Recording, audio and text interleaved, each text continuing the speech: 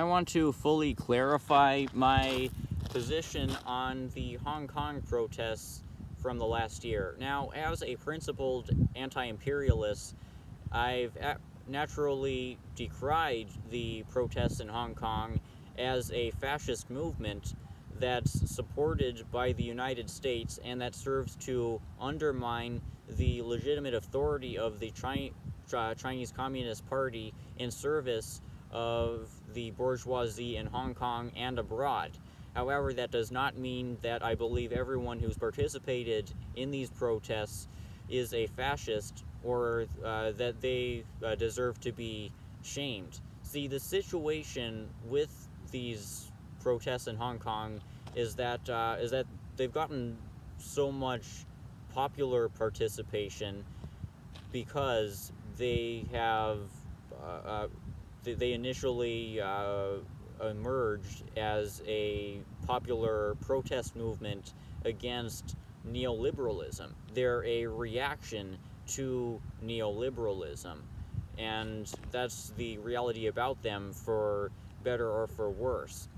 They have emerged in accordance with the many other anti-neoliberal mass protest movements throughout the world, and around 2 million people participated in them at one point last year, because so many Hong Kongers are fed up with deteriorating living conditions in Hong Kong amid Hong Kong's paradigm of hyper-capitalism.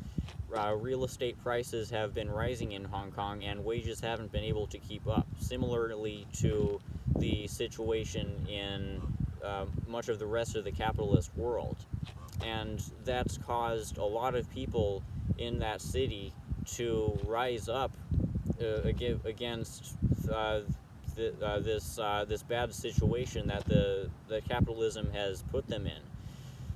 The tragedy of this situation is that right from the start of this reaction to neoliberalism, the United States, with the help of its organizational networks within Hong Kong, has worked to co-opt the protests and turn them into an anti-communist and essentially pro-fascist movement.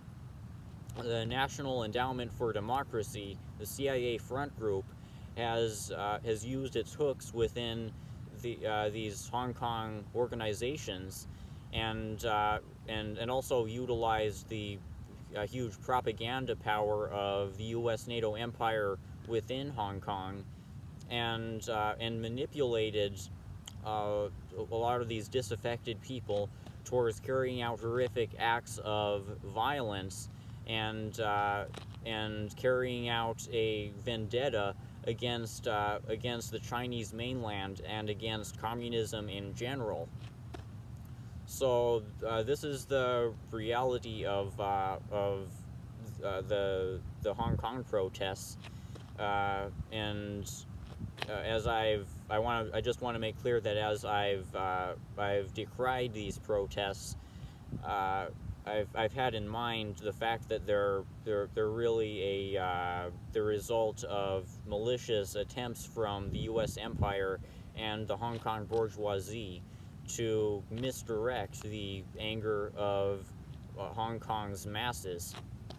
It sort of started out as an anti-neoliberal movement, but has morphed into something destructive and something that does the opposite of serving the interests of the Hong Kong proletariat. And that's why, as a communist and a principled anti-imperialist, I'll continue to decry them. However, I want everyone to know that I see the nuance. I see that this is not a wholly bad thing. In fact, it's